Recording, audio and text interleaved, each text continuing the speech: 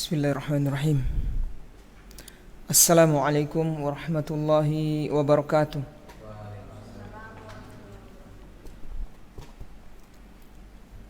Memang tidak ada speakernya tidak ada.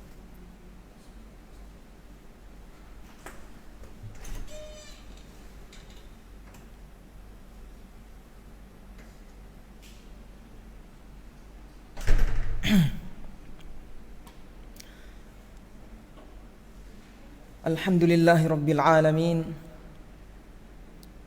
wal 'aqibatu lil muttaqin wala 'udwana illa 'alal zalimin.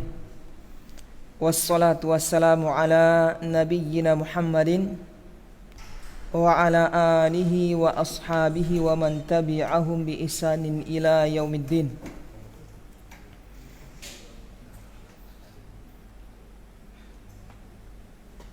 Alhamdulillah, ikhwan sekalian dan akhwat dan para pemirsa yang dimuliakan Allah Subhanahu wa taala, pada kesempatan malam ini alhamdulillah kita diberikan lagi kesempatan oleh Allah Subhanahu wa taala untuk yang kesekian kalinya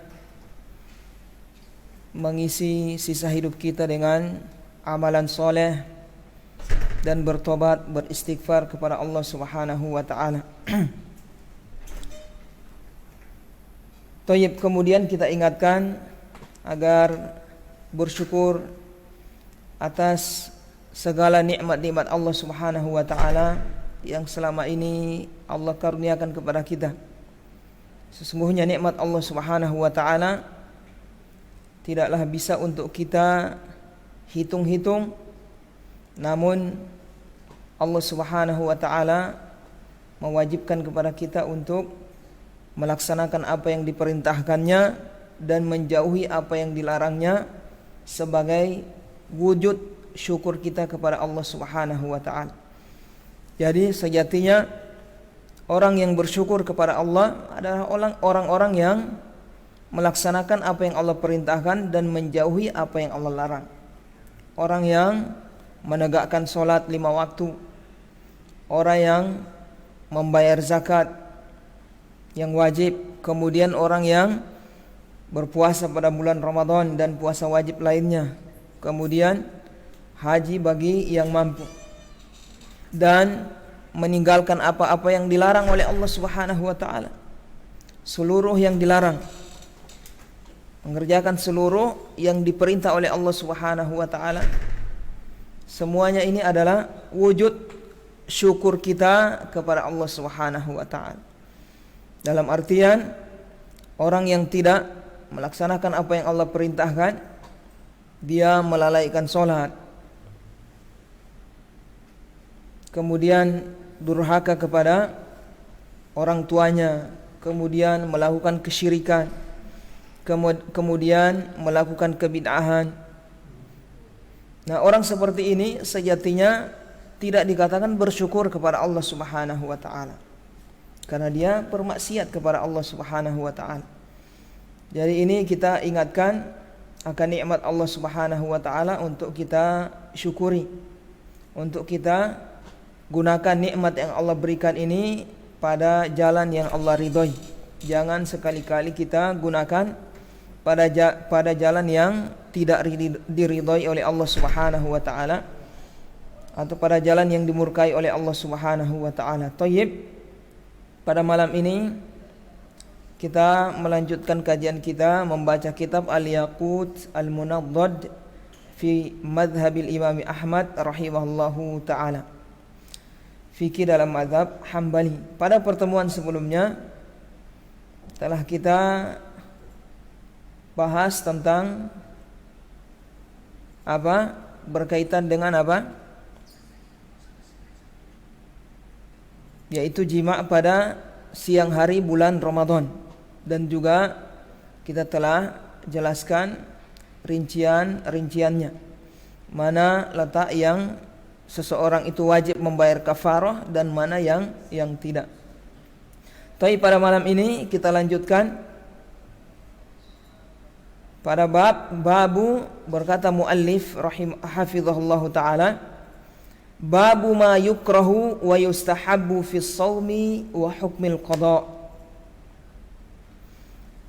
Bab pembahasan tentang perkara-perkara yang makruh dilakukan di saat berpuasa dan perkara yang sunnah dilakukan di saat berpuasa, dan hukum yang berkaitan dengan al-qada, mengganti puasa di bulan yang lain. Jazakallahu khairan. Kata beliau hafizahullah taala, pembahasan pertama, wal makruhatu fi siyami arba'atun. Perkara yang makruh dalam puasa ada 4. Jadi di sini akan beliau sebutkan perkara-perkara yang makruh dilakukan di saat orang sedang berpuasa. Ada 4. Ini mesti kita ketahui. Kalau kita tahu ini perkara makruh, maka kita tinggalkan sehingga menjadikan puasa kita menjadi sempurna. Karena kadang seseorang tidak peduli, tidak memperhatikan mana yang perkara yang makruh, apalagi perkara yang haram di dalam puasa. Dia kerjakan, dan yang lebih parah lagi tidak mau mengetahui, tidak mau belajar, tidak mau tahu. Nah, ini menyebabkan puasanya pahalanya berkurang. Pahalanya berkurang atau bahkan bisa tidak sah kalau dia sampai melakukan perkara yang membatalkan puasanya. Tayyib, kata beliau, perkara-perkara yang makruh dilakukan oleh orang yang sedang puasa ada 4. Al-awwalu, yang pertama, jam'u riqihi fayabtali'uhu, mengumpulkan liurnya lalu menelannya. Nah, ini makruh hukumnya. Yang pertama, mengumpulkan liur kemudian ditelan. Tidak batal puasanya, tapi hukumnya makruh. Jadi di mazhab Hambali hukumnya makruh. Lebih baik jangan dilakukan. Tapi kalau dia tidak kumpulkan, sekedar dia telan begitu saja, ini tidak ada masalah, tidak berpengaruh pada puasanya. Namun kalau dia sengaja kumpulkan, kemudian dia telan, nah ini hukumnya makruh.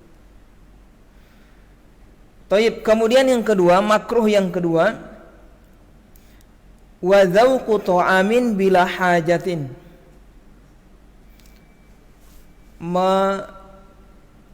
mencicipi atau merasa makanan bila hajatin, tanpa ada kebutuhan.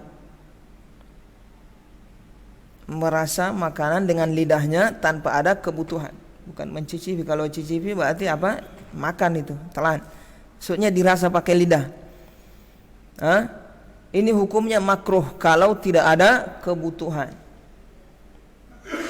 Makanan di sini bukan sekedar makanan ya, nanti nasi atau cookies ya.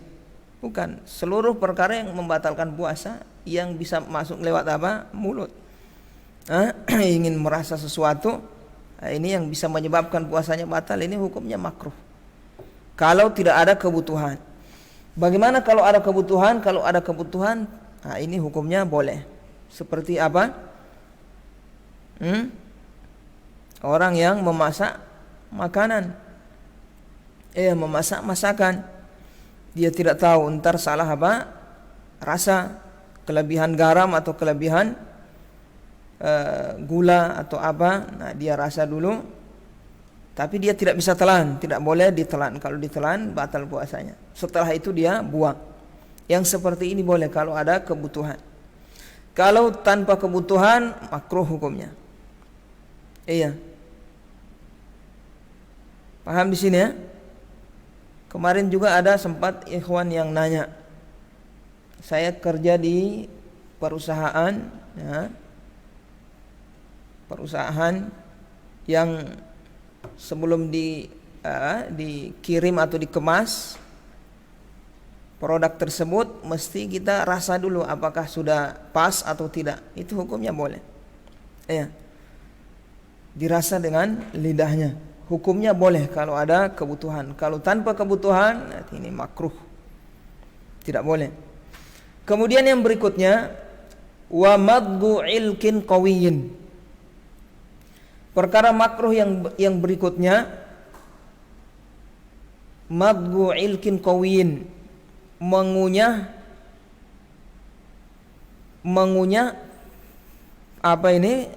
semacam permen karet, tapi permen karet yang tidak manis, bukan yang permen yang ada apanya, yang manisannya, tidak. Cuma ini orang terdahulu ini biasa untuk memperkuat gigi mereka kunyah, seperti karet dia itu dikunyah-kunyah. Nah ini hukumnya makruh. Iya. Ini hukumnya makruh, mengunyah sesuatu yang semacam karet. Ini hukumnya makruh. Ya, lebih baik ditinggalkan. Kalau permen karetnya hukumnya haram, tidak bisa. Kalau permen karet yang manis, yang ada gulanya, tidak bisa. Hukumnya haram.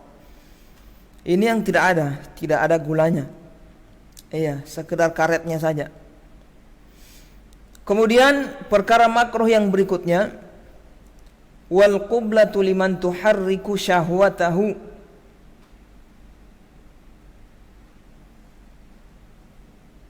Wal qiblatu liman tuharriku syahwatahu, mencium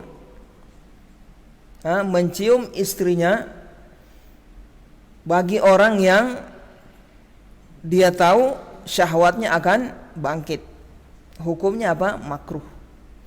Jadi tidak boleh mencium istrinya kalau dia tahu syahwatnya akan bangkit. Hukumnya makruh.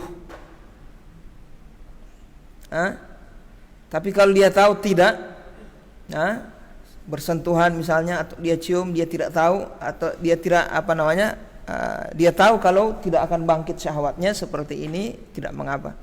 Tapi kalau dia tahu akan bangkit, nah ini akan bisa bermasalah. Makanya hukumnya makruh. Baik, ada berapa perkara yang makruh? Ada 4. Yang pertama, mengumpulkan liur kemudian ditelan, kemudian merasa makanan, kemudian mengunyah sesuatu yang semacam karet, permen karet, tapi yang tidak manis, yang tidak ada gulanya. Kemudian mencium istri bagi orang yang khawatir syahwatnya akan bangkit. Ini hukumnya makruh. Baik. Kemudian itu perkara yang makruh di dalam puasa. Kemudian yang berikutnya, wal muharramatu fi shiyami thalathatun. Perkara makruh di dalam puasa, perkara yang diharamkan di dalam puasa ada 3. Nah, ini kemudian yang perkara berikutnya yaitu yang diharamkan. Tadi yang makruh, ini yang diharamkan. Ini wajib untuk ditinggalkan, wajib untuk dijauhi. Apa saja itu kata beliau? Bal'un nukhamah wa yuftiru biha faqat in wasalat ila famihi. Bal'un nukhamah, menelan lendir. Menelan lendir hukumnya haram. Tayyib. Jadi menelan lendir hukumnya haram. Kapan haram? Kalau lendirnya sudah sampai ke mulut. Sampai ke mulutnya itu harus dibuang, jangan dia telan. Tapi kalau masih di rongga rongga tenggorokannya, ya kan, apalagi di dalam paru-paru dadanya, di rongga dalam itu tidak ada masalah, ya kan. Tapi kalau sudah naik sampai ke mulutnya di dalam, kemudian dia telan lagi, puasanya batal. Puasanya batal. Ini hukumnya haram, tidak boleh ditelan itu lendir. Ini haram yang pertama, kalau dilakukan bisa batal. Kemudian yang berikutnya, wal ilkul mutahallil in bala'a riqahu.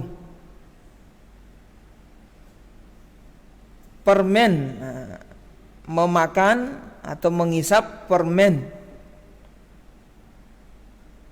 memakan atau mengisap permen. Permen apa ini? Permen yang manis-manis itu. Hukumnya apa? Haram, tidak boleh. Walaupun dia tidak telan. Saya ingin mulut ini tidak enak rasanya, ini pengen mau muntah. Tidak enak, mau ngunyah permen. Tapi saya tidak akan telan. Ini tidak boleh, hukumnya haram. Kenapa? Karena kata para ulama akan menyebabkan tertelan. Kalau tertelan batal puasa. Tapi kata beliau, kalau inbala ariqahu, kalau sampai dia telan, hukumnya haram. Kalau tertelan berarti puasanya batal. Jadi sekedar ngunyah saja permen yang manis-manis, permen apa saja, dia kunyah saja, hukumnya haram. Isap-isap. Apakah sampai di situ batal puasa? Belum. Selama tidak ada yang masuk, tidak batal. Tapi kalau ada yang masuk ke tenggorokan, hukumnya batal, puasanya batal. Sekedar ngunyah haram. Kemudian kalau tidak ada yang masuk ke tenggorokan, tidak ada yang dia rasakan, berarti tidak batal puasanya, tapi dia berdosa. Tapi kalau ada yang dia rasakan, ada yang masuk, rasa manis-manisnya masuk ke dalam, batal puasanya. Jadi haram mengunyah permen. Kemudian yang berikutnya, yang ketiga, wal qiblatu liman dhanna inzalan bi ghairi khilaf. Yang ketiga, mencium atau bercumbu dengan istri kalau dia tahu akan keluar maninya, maka ini hukumnya haram. Prasangka kuat kalau dia cumbu istrinya, dia cium, dia peluk, akan keluar maninya, hukumnya haram, tidak boleh berarti. Kalau sampai keluar benar, itu batal puasanya. Paham di sini? Jadi orang yang ingin mencium istrinya ada berapa keadaan, atau memeluk istrinya ada berapa keadaan. Yang pertama, kalau dia tahu tidak akan tergerak syahwatnya, ya biasa saja, ini boleh. Artinya apa? Tidak haram. Ya, tapi kalau dia tahu syahwatnya akan bangkit dengan itu, makruh.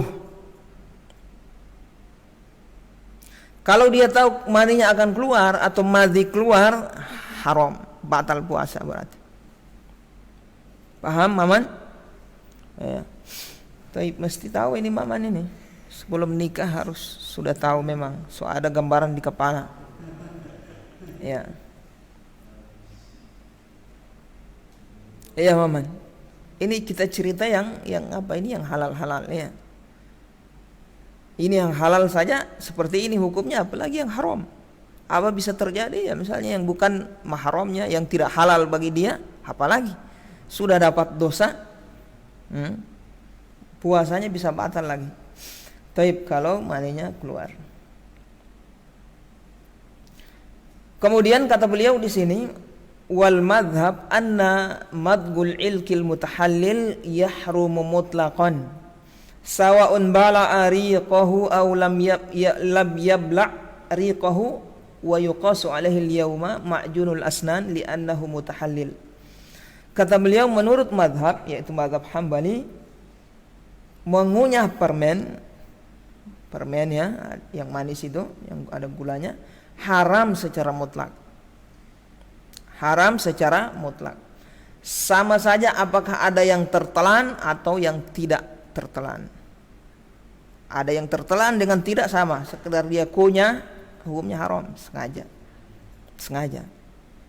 Ya, kalau terpaksa ya lain. Kita sudah bahas pembahasan sebelumnya kan. Ya, beda hukumnya. Ini sengaja. Tayyib wa yuqasu alaihi al-yawma ma'junul asnan li'annahu mutahallil. Kata beliau, dikiaskan seperti yang di zaman sekarang pakai apa ini? Ma'junul asnan, pakai odol. Pakai apa? Pakai odol. Jadi menurut beliau di sini dikiaskan pakai odol sama seperti orang yang mengunyah apa? Permen. Hukumnya apa? Haram juga, tidak boleh. Kenapa? Karena akan menyebabkan apa? Tertelan. Kalau sampai tertelan terasa, batal berarti puasanya. Jadi orang yang sikat gigi pakai odol, kalau dia rasakan ada yang masuk di tenggorokannya, batal puasanya berarti. Itu berbahaya, makanya tidak boleh pakai apa? Pakai odol ketika berpuasa. Nah, kalau mau sikat gigi sebelum terbit fajar, sikat gigi memang. Sebelum apa? Masuk fajar, sebelum subuh. Habis makan sahur sudah sikat gigi memang. Terus Ustadz, kalau di saat puasa sikat gigi tidak enak, ya ditahan. Kalau memang terpaksa pakai sikat gigi tanpa odol, itu saja digerak-gerakkan di gigi, ya kan? Mengurangi kadar kotoran-kotoran gigi, mengurangi bau.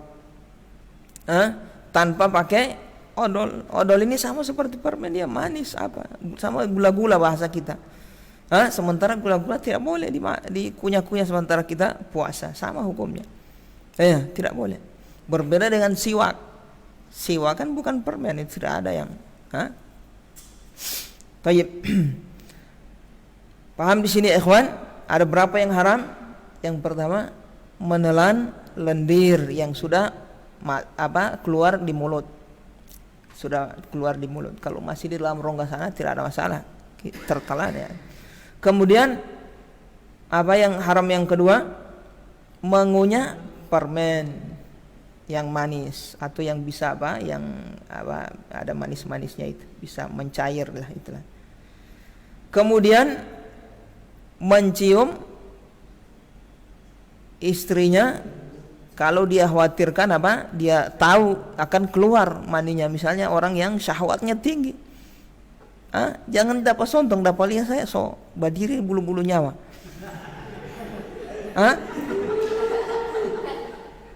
Cuma sekarang lihat saya, apalagi disontong orang seperti ini tidak boleh berarti.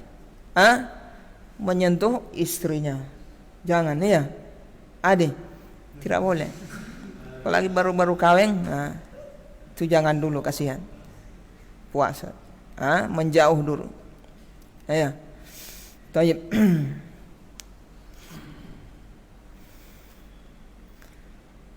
Wa yajibu ijtinabu arba'atin. Kemudian pembahasan yang berikutnya, perkara yang wajib ditinggalkan ketika sedang berpuasa, tapi dia tidak membatalkan puasa. Tidak membatalkan puasa, tapi wajib untuk ditinggalkan. Apa itu kata beliau? Kadzibun, dusta. Ghibatun, gibah. Syatmun, syatam, yaitu mencela, mencaci maki orang. Wal fuhsyu fil kalam, berkata dengan kalimat yang jorok. Wala yuftiru bihadhihi, tapi dia tidak batal, puasanya tidak batal dengan melakukan apa yang beliau sebutkan tadi. Dusta, ghibah, mencela, fitnah orang, ya, kemudian berkata jorok dan seterusnya, ini tidak membatalkan puasa, tapi wajib ditinggalkan di saat sedang berpuasa. Apakah artinya ketika sedang tidak berpuasa boleh? Tetap haram. Dusta apa semua, ghibah, syatam itu tetap hukum asalnya haram. Namun di saat sedang puasa ini ditekankan lagi untuk ditinggalkan. Kenapa? Karena akan mempengaruhi pahala puasa. Paham ini ya? Bisa jadi puasanya tidak ada, tidak punya pahala. Kata Rasulullah SAW dalam hadis yang sahih, man lam yada' qawla zur wal amala bihi falaysa lillahi hajatun fi ayyada'a ta'amahu wa syarabahu. Siapa saja yang tidak meninggalkan perkataan yang zur, yang berbau maksiat, wal amala bihi, dan perbuatan maksiat, perkataan maksiat, dia tidak tinggalkan dalam keadaan dia sedang berpuasa, falaisa lillahi hajatun, fi ayyada'a ta'amahu wa syarabahu. Allah tidak butuh dengan dia menahan laparnya dan menahan hausnya. Paham maksudnya ini? Sudah tahan haus, tahan lapar, Allah tidak butuh. Artinya apa? Allah tidak akan beri pahala. Kasihan. Tapi apa puasanya batal? Tidak. Kosong pahalanya saja. Terus apa bedanya Ustaz? Batal puasa dengan tidak batal tapi pahalanya kosong. Bedanya apa? Kalau batal puasa berarti harus diulang di bulan yang lain, diqadha. Tapi kalau orang yang gibah, dusta, mencuri, mencela orang, memfitnah orang, tidak ada pahala baginya, tapi sah. Artinya tidak ada kewajiban mengqadha. Sudah sekedar terpenuhi kewajiban. Paham di sini? Kewajibannya sekedar terpenuhi. Makanya ya ikhwan, ketika sedang berpuasa tahan diri. Tahan. Jangan sampai berdusta. Ini akan mempengaruhi apa? Pahala puasa kita. Jangan sampai gibah, mencela orang, berkata-kata jorok dan seterusnya. Taib. Salat Ustaz, tidak salat. Puasa tapi tidak salat, apa lagi? Puasa tapi tidak salat, apa lagi? Iya. Artinya apa? Pahalanya tidak ada. Orang yang berpuasa tidak salat, pahalanya tidak ada. Ini sekedar dusta apa? Ini saya bisa menghilangkan nilai pahala. Apalagi sudah tidak salat. Mana yang lebih besar? Orang dusta atau dia meninggalkan salat? Meninggalkan salat lebih besar dosanya. Iya. Kasihan orang yang menahan lapar dan haus tapi dia tidak salat. Puasanya pahalanya tidak ada. Thayyib, apakah batal puasanya atau tidak? Itu kembali ke perbedaan pendapat di kalangan para ulama. Apakah orang yang meninggalkan salat ini kafir atau tidak? Itu diperselisihkan ulama. Ada yang mengatakan kafir, ada yang mengatakan tidak kafir. Diperselisihkan. Kasihan ya orang yang tidak sholat, diperselisihkan hukumnya. Apakah kafir atau tidak? Nah ini. Taib. Kemudian pembahasan yang berikutnya. Paham? Ade? Paham Ade? Pak Hamid, paham Pak Hamid? Habib? Ivan, paham ya? Mbak, rapat sedikit depan situ. Rapat ya. Dapat keutamaan majelis ilmu. Ya, insyaallah.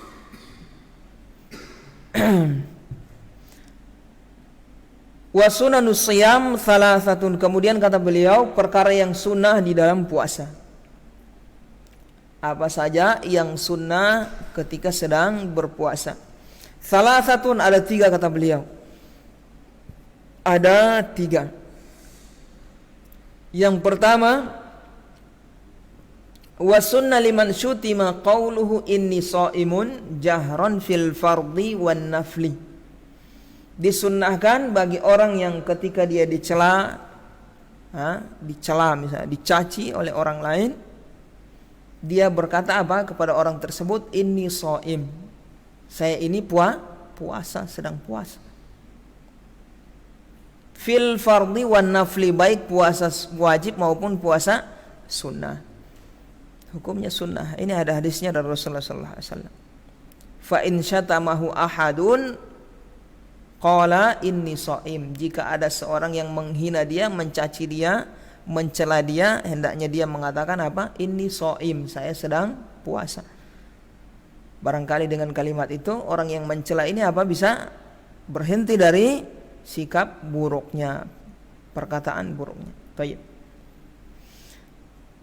Wa ta'khiru sahurin wa yabda waqtuhu ba'da muntasifil lail. Kata beliau, sunnah yang berikutnya yang kedua, mengakhirkan sahur, makan sahur. Hukumnya sunnah. Pahalanya banyak ini daripada orang yang makan sahurnya cepat. Pahalanya lebih banyak. Disunnahkan diakhirkan sampai mau dekat-dekat apa? Masuk subuh. Masuk terbit fajar. Di situ waktu yang afdol. Paham di sini? Jangan baru jam 10 malam sudah makan sahur. Ya. Sah itu makan sahur itu? Sah makan sahur?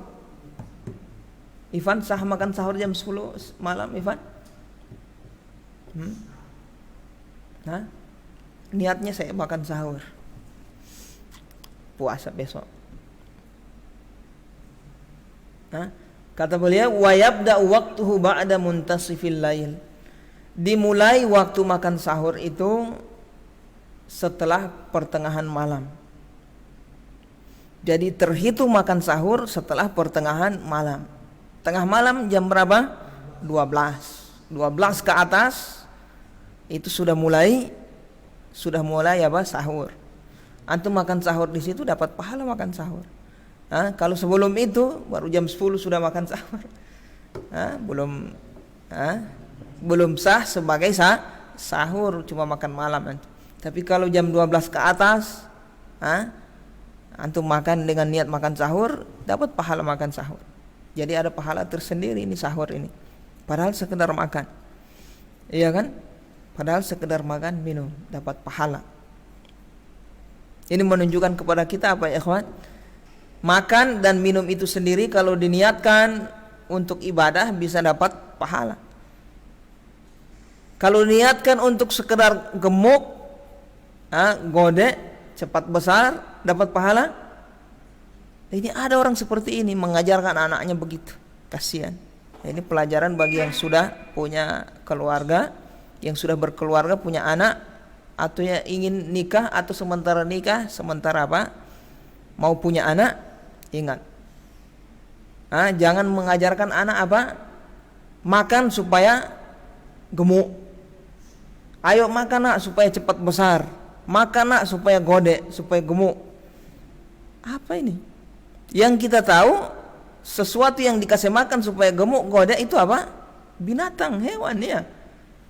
Tujuan antum kasih makan ayam supaya gemuk gode. Itu bukan manusia seperti itu. Jadi ajarin anaknya kita ini makan nak supaya kuat dalam beribadah. Paham ya? Makan sehat supaya sholat bisa bagus ya, beribadah kuat, zikir kuat, ya, mencari nafkah kuat, kuat. Diajarkan anak-anak kita seperti itu. Ini makan supaya cepat besar, makan supaya gede, kasih banyak anak, kasih penuh piring. Innalillahi wa inna ilaihi rajiun. Jangan, kasihan. Thayyib. Ini. Kemudian paham di sini ya. Jadi sahur itu dimulai di pertengahan malam jam 12 ke atas. Tapi yang paling afdol adalah mendekati waktu fajar, sebelum masuk waktu fajar. Thayyib, wa ta'jilu fitrin ala rutabin. Kemudian yang ketiga, sunnah yang ketiga, mempercepat berbuka. Mempercepat berbuka. Jadi kalau buka puasa dipercepat. Kalau kita sudah lihat matahari sudah tenggelam, maka segera berbuka. Lebih afdal daripada dibiarkan. Kasih biar dulu nanti ditunda. Ini sudah tidak afdal itu. Lebih afdal begitu matahari tenggelam antum berbuka, puasanya besar. Paham di sini? Ini sunnah Rasulullah sallallahu alaihi wasallam. Walaupun setelah itu antum biarkan, antum tidak makan ya sah-sah saja. Tapi antum tidak dapat keutamaan mempercepat berbuka. Bukan mempercepat berbuka ini matahari masih di atas antum sapu, bukan. Belum tenggelam, sempurna tenggelam, antum sudah makan, tidak. Maksudnya sudah begitu tenggelam segera. Tenggelam semua itu bulatan mataharinya, tenggelam semua, antum cepat berbuka. Pahalanya besar. Taib. Ala rutab. Kemudian jenis makanannya. Tadi jenis cara berbukanya itu harus cepat. Ini sunnah. Kemudian jenis makanannya rutab, yang lebih afdol. Apa itu rutab? Kurma basah. Apa yang dimaksud kurma basah? Yang masih basah-basah? Kurma basah yang baru dipanen, baru dipanen.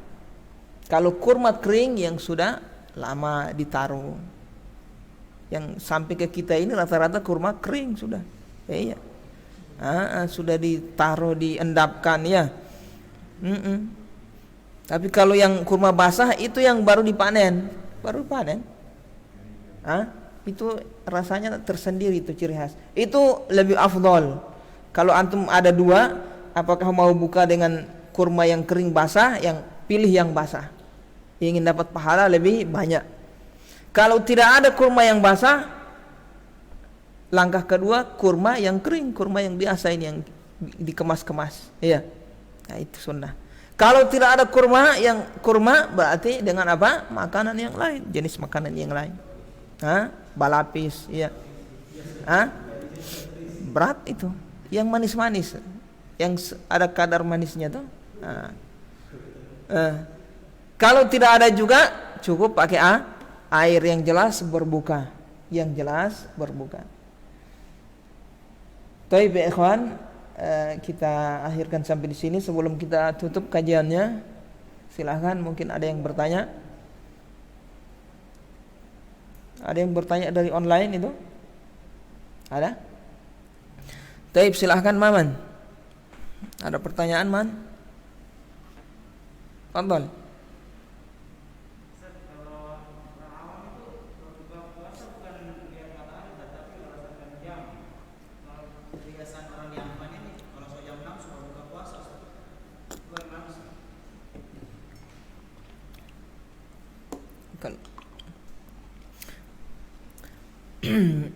Itu kesalahan kalau lihat jam, sekedar lihat jam. Mestinya apa? Dilihat apa jadwal yang, kalau misalnya kita tidak bisa melihat sendiri dengan mata kita, melihat matahari terbenam, berarti kemana kita? Pegangan kita ke jadwal yang ditetapkan oleh pemerintah.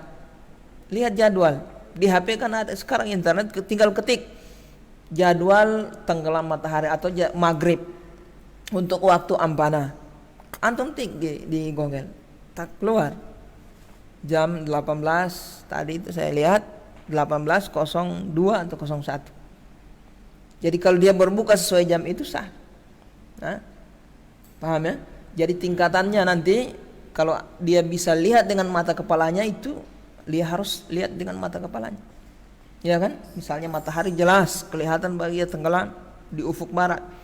Ya, misalnya orang yang tinggal di pantai sana yang sebelah barat, tidak bisa lihat jam, lihat matahari. Oh, tenggelam, buka. Ya kan? Nah, kalau misalnya tidak kelihatan, mendung atau di daerah yang tidak bisa kayak di Ampana ini, agak susah kadang kita. Yang apalagi yang di sini. Jadi seperti ini, kemana? Melihat jam yang ditetapkan oleh Departemen Agama itu. Boleh. Begitu juga waktu-waktu sholat, yang waktu fajar dan seterusnya. Tapi kalau antum bisa lihat sendiri fajarnya, itu lebih bagus.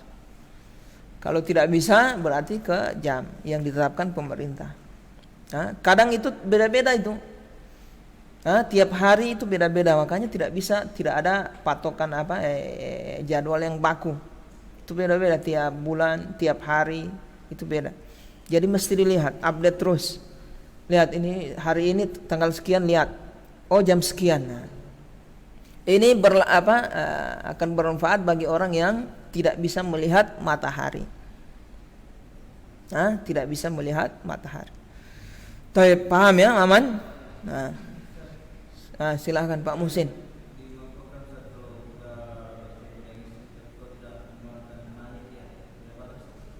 Apa itu? Makruh ya, bercumbu. Iya, cium-ciuman dengan istri. Hukumnya makruh kalau dia tahu syahwatnya akan bangkit. Tapi kalau dia cium, dia tahu tidak, saya biasa seperti orang megang, tidak ada masalah. Tapi itu, ini yang seperti ini kembali ke itu orang itu sendiri. Dia yang tahu kondisinya, ya kan? Kondisi dirinya. Dia tahu kalau berciuman dengan istrinya ini bisa tergerak syahwatnya, bahwa makruh hukumnya. Tapi kalau dia tahu kalau saya bercumbu bisa keluar madhi atau mani, haram. Sekaligus puasanya batal. Paham ya?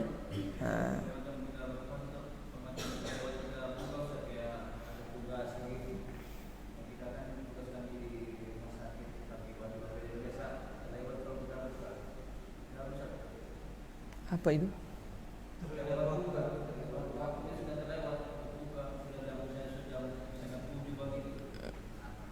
Ya sah saja, sah saja. Cuma tidak dapat pahala berbuka di awal waktu. Berbuka di awal waktu ada pahala tersendiri, besar pahalanya. Kayaknya orang lihat begitu sudah berbuka cepat dapat pahala besar. Kalau dia lambat nanti sebentar saja makan, saya masih bisa tahan. Itu tidak dapat pahala itu. Pahala berbuka itu, mempercepat berbuka. Paham ya Pak Musin? Tapi puasanya sah-sah saja. Sebenarnya begitu matahari tenggelam, walaupun kita tidak makan itu sebenarnya sudah berbuka itu. Walaupun antum tidak makan, puasa antum sudah terhitung berbuka itu dengan tenggelamnya matahari. Ada yang lain Pak Sugi? Ada. Ivan.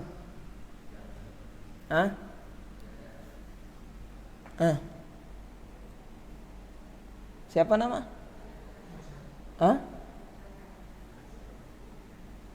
Hasan. Rakan. Oh, ada pertanyaan Rakan? Iki. Baik ya ikhwan, kita akhirkan sampai di sini. Mudah-mudahan apa yang kita dengarkan dari ilmu yang telah disebutkan oleh para ulama di kitab-kitab mereka, mudah-mudahan menjadi ilmu yang bermanfaat bagi kita. Subhanaka